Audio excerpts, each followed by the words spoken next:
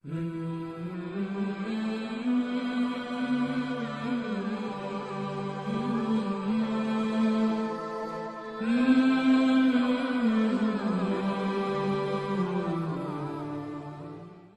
اللہ الرحمن الرحیم الحمد للہ رب العالمین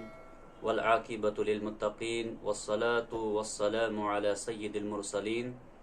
نبینا محمد وعلی آلہ وصحبہ اجمعین اما بعد قال اللہ تبارک وتعالی فی محکم التنزیل بعد اعوذ باللہ السمیع العلیم من الشیطان الرجیم لا اکراہ فی الدین قد تبین الرشد من الغی فمن يكفر بالطاغوت ويؤمن بالله فقد استمسك بالعروة الوثقى لا انفصام لها والله سميع عليم رب اشرح لي صدري ويسر لي أمري واحلل عقدة من لساني يفقهوا قولي رب زدني علما سبحانك لا علم لنا إلا ما علمتنا إنك أنت العليم الحكيم اللهم صل على محمد وعلى آل محمد كما صليت على إبراهيم وعلى آل إبراهيم إنك حميد مجيد اللهم بارك على محمد وعلى آل محمد كما باركت على إبراهيم وعلى آل إبراهيم إنك حميد مجيد۔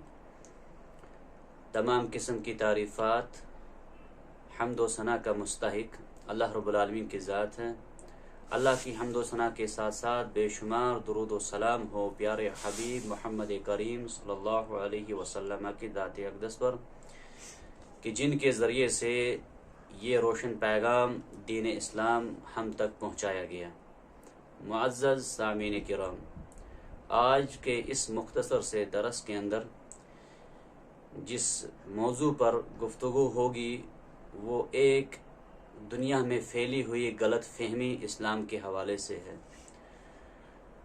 اسلام کے حوالے سے تو وقتاً فوقتاً لوگوں نے کچھ ایسی جھوٹی نسبتیں اسلام کی طرف کی ہیں اسلام کو بدنام کرنے کے لیے، حالانکہ وہ نسبتیں جو ہیں حقیقتاً جب ان کو دیکھا گیا وہ کہیں پر بھی ثابت نہیں ہوتی ہیں، کیونکہ یہ وہ پیغام ہے جس کو آسمان والے رب نے، جس رب نے ہمیں بنایا ہے، پیدا کیا ہے، اسی نے ہمارے لیے اس پیغام کو بھیجا ہے۔ اور اللہ رب العالمین کی ذات جو ہے سب سے زیادہ رحم کرنے والی ذات ہے۔ وہ کیوں کر ایسا کوئی نظام لائے جو اس کے بندوں کے لیے مشکل اور پھر تکلیف کا باعث بنے۔ دین اسلام کے حوالے سے ایک غلط فہمی جو غیر قوموں کے اندر پائی جاتی ہے، غیر مسلموں کے بیچ پائی جاتی ہے، وہ یہ ہے کہ شاید جو یہ دین اسلام جو ہے اس کے جو یہ ماننے والے ہیں وہ زور و زبردستی کے ذریعے سے اس دین کو پھیلا رہے ہیں، یا پھر کچھ لوگوں کے اندر یہ بھی غلط فہمی ہے کہ یہ دین اسلام جو ہے نعوذ باللہ تلوار کی زور پر، تلوار کی نوک سے پھیلایا گیا ہے۔ یہ کیوں کر ممکن ہوگا جس دین کو لانے والے کے حوالے سے قرآن کریم میں رب العالمین نے خود فرمایا وَمَا أَرْسَلْنَاكَ إِلَّا رَحْمَةً لِلْعَالَمِينَ، جو پیغمبر، جو رسول صلی اللہ علیہ وسلم اس دین کو لے کر آئے دنیا والوں کے لیے، اس کو رب العالمین نے باعث رحمت بنا کر بھیجا، رحم کرنے والا۔ تو آپ علیہ الصلاۃ والسلام جو تھی، اس کی زندگی جو تھی وہ بہت ہی زیادہ وہ مہربان تھے، وہ مہربان زندگی تھی۔ اسی لیے آپ علیہ الصلاۃ والسلام کی تعلیمات میں سے ایک تعلیم یہ بھی دی گئی تھی کہ اے مسلمانوں کی جماعت، اگر کہیں پر تمہیں کسی غیر مسلم جماعت سے لڑنے کی نوبت آ جائے، جنگ ہو جائے کہیں پر، تو وہاں پر بچوں کے ساتھ ظلم نہ کرنا، عورتوں کے ساتھ زیادتی نہ کرنا، اور ساتھ ہی ساتھ یہ تعلیمات دی جاتی تھی وہاں کے اندر فساد نہ ڈالنا۔ فساد سے اسلام نے روکا ہے، فساد سے اسلام نے روکا ہے۔ لیکن بدقسمتی سے جب اسلام کی معلومات نہیں ہوتی ہے، وہاں پر کوئی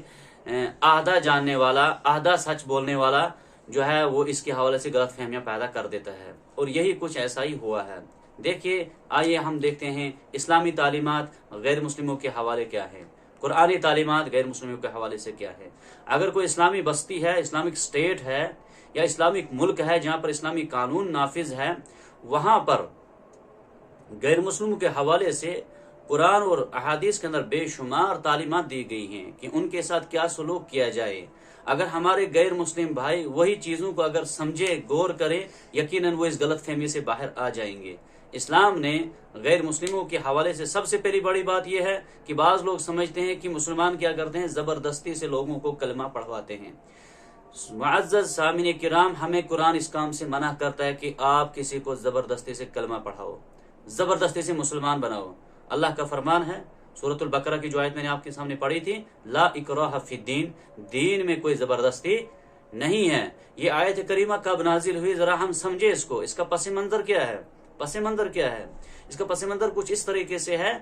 کہ وہاں پر کچھ ایسے لوگ تھے جنہوں نے اپنی اولادوں کو جو ہے زبردستی سے دین کی طرف لانا چاہیے، اسلام کی طرف، اپنی اولادوں کو زبردستی کرنے لگے اسلام کے حوالے سے۔ اللہ رب العالمین نے فرمایا لا اکراہ فی الدین، اس میں کوئی زبردستی نہیں ہے، قد تبین الرشد من الغی۔ اللہ رب العالمین نے اس قرآن کے ذریعے سے گمراہی کو بھی واضح کر دیا اور اچھائی کو بھی واضح کر دیا، ہدایت کے راستے کو بھی واضح کر دیا، اور پھر جو گمراہی کا راستہ ہے، ابلیس کا جو راستہ، اس کو بھی واضح کر دیا۔ اب یہ بندوں کے اختیار میں ہے، جو اسلام قبول کرنا چاہے گا اس کو اپنا اختیار ہے، جو نہیں کرنا چاہے گا اس پر زبردستی نہیں ہے۔ اسلام نے اس سے منع کیا، کسی کو آپ زبردستی سے کلمہ نہیں پڑھوا سکتے۔ ہاں، روشن پیغام سے اس کو باخبر کرنا ہے کہ انسان ایک دن تجھے دنیا سے جانا ہے، اور اس دنیا سے جانے کے بعد آخرت کے اندر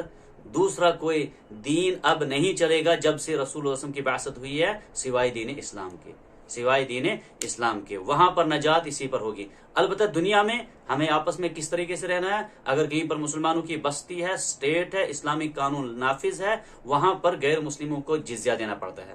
جزیہ کیوں دینا پڑتا ہے؟ وہ جزیہ اس لیے دینا پڑتا ہے کہ کیونکہ وہاں کی حکومت، جو اسلامک حکومت ہے، وہاں کی جو حکومت ہے، ان کے مال اور جان کی حفاظت کی ان پر ذمہ داری، بلکہ ان پر فرض ہے ان کی جان اور مال کی حفاظت کرے۔ ان کا مال اور جان اسی طریقے سے ہے جس طرح مسلمانوں کا جان و مال ہے۔ ان کے ساتھ کبھی زیادتی نہ کی جائے، ان کے ساتھ کہیں ظلم نہ کیا جائے۔ مثال کے طور پر آج کے زمانے میں تو عام ہو چکا ہے، اگر مثال کے طور پر کہیں پر کوئی نام کا مسلمان ہو یا کسی بھی مذہب سے وہ تعلق رکھنے والا ہو، اگر کسی بھی مذہب سے تعلق رکھنے والے انسان نے کہیں پر غلطی کی تو اسی مذہب کے ماننے والوں کو دوسری جگہوں پر ظلم کا نشانہ بنایا جاتا ہے۔ اسلام نے اس سے منع کیا ہے۔ جس نے غلطی کی سزا اسی کو ملے گی، اسی کو سزا ملے گی، اس کے علاوہ دوسروں کو سزا نہیں ملے گی۔ مثال کے طور پر کہیں پر کوئی کسی مذہب کا انسان کسی کے ساتھ زیادتی کرتا ہے، اسی مذہب کا انسان جو ہے اسی کا ساتھی ہمارے آس پاس رہتا ہوگا، ہمیں اسلام نے قطعاً اجازت نہیں دی ہے کہ ہم اس کا بدلہ اس انسان سے نکالیں گے۔ اور قرآن کریم کے اندر ایک آیت کریمہ آئی ہے کہ جس نے بھی ایک انسان کی جان لی گویا کہ اس نے پوری انسانیت کا قتل کیا۔ وہاں پر جو نفس ہے سامعین کرام، وہ نفس عام ہے، اس کے اندر ہر انسان داخل ہے۔ کسی بھی انسان کو بغیر کسی وجہ کے، بغیر سبب کے قتل کرنے کو اسلام نے جو ہے حرام قرار دیا ہے، جرم کبیر قرار دیا ہے، بہت بڑا گناہ قرار دیا ہے۔ تو اس وقت جو نسبتیں کی گئی اسلام کی طرف، غلط فہمیاں پھیلائی گئی ہیں کہ مسلمان نعوذ باللہ دہشت گردی کا دین ہے، مسلمان نہیں۔ اگر ہم تاریخ دیکھیں گے سامعین کرام، تاریخ میں بڑے بڑے جو کرمنلز رہے ہیں، جنہوں نے خون کی ندیاں بہائی ہیں، جنہوں نے ظلم اور تشدد کے پہاڑ ڈھائے ہیں، واللہ کر کے ان کا تعلق اسلام سے نہیں تھا، لیکن ان کی وجہ سے ہمیں یہ اسلام اجازت نہیں دیتا ہے کہ کسی ایک انسان نے اگر غلطی کی، ہم پوری اس کمیونٹی کو، پورے اس دھرم کو، پورے اس مذہب کو داغدار بنائیں۔ وہ ایک انسان کی غلطی ہو سکتی ہے، اسی طریقے سے اگر کہیں مسلمان سے کہیں غلطی ہوگی تو اس کی وجہ سے پورے اسلام کو کہنا کہ اس کا جو تعلق جو ہے اس طریقے سے ہے، دہشت گردی سے ہے، اسلام اس سے بری ہے، کیونکہ اسلام نکلا ہے سلامتی سے، ایمان ہمارا نکلا ہے امن و امان سے۔ تو اسلام اور امن ایمان میں کسی ایک ایسی بھی چیز کی اجازت نہیں دی گئی ہے، چاہے وہ مسلم کے حوالے سے ہو یا غیر مسلموں کے حوالے سے ہو، جس سے یہ ثابت ہو کہ کسی کے ساتھ زیادتی کرنا بغیر کسی وجہ کے جو ہے وہ جائز ہے، بلکہ بڑا گناہ ہے، اللہ کی مخلوق ہے۔ اللہ کے نبی نے فرمایا تھا ارحموا من فی الارض، زمین میں جو بھی ہے ان پر آپ رحم کرو،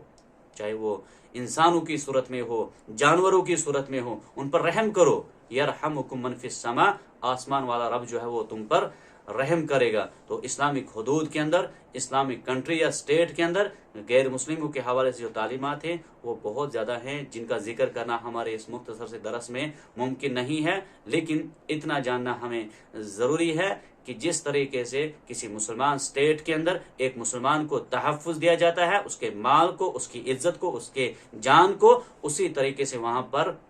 غیر مسلم کو بھی تحفظ دیا جاتا ہے. بلکہ ایک حدیث کے اندر اللہ کے نبی صلی اللہ علیہ وسلم نے فرمایا، اسی حدیث سے میں اپنا درس ختم کروں گا، آپ علیہ الصلوۃ والسلام نے فرمایا کہ اگر کسی غیر مسلم نے کسی مسلمان ملک کے اندر امن لی ہو، وہاں پر رہنا کی اجازت لے کر وہاں بیٹھا ہو، اس کو اگر کسی نے قتل کیا تو وہ جنت میں جانا تو دور کی بات ہے، اس کو جنت کی خوشبو بھی محسوس نہیں ہوگی، خوشبو تک نہیں سونگھ سکے گا. یہ اتنا بڑا جرم ہے. جہاں اسلامی ملک ہو، اسلامی ریاست ہو، وہاں پر جو غیر مسلم رہتے ہوں ان کی حفاظت کرنا. اگر کسی نے غلطی سے کہیں پر کسی کا قتل کیا، اللہ کے نبی صلی اللہ علیہ وسلم فرماتے ہیں، دیکھیں غیر مسلموں کو سمجھنا چاہیے ایسی باتوں کو، خاص کر کہ دیکھیں اللہ کے نبی نے کیا تعلیمات دی ہیں کہ اگر کسی نے غیر مسلم کا قتل کیا اپنی مسلمان اسٹیٹ کے اندر، مسلمان ملک کے اندر، وہ مسلمان جنت میں جانا تو دور کی بات ہے، جنت کی خوشبو بھی نہیں سونگھ پائے گا، حالانکہ اس کی خوشبو بہت دور دور تک پھیلی ہوئی ہے. لہذا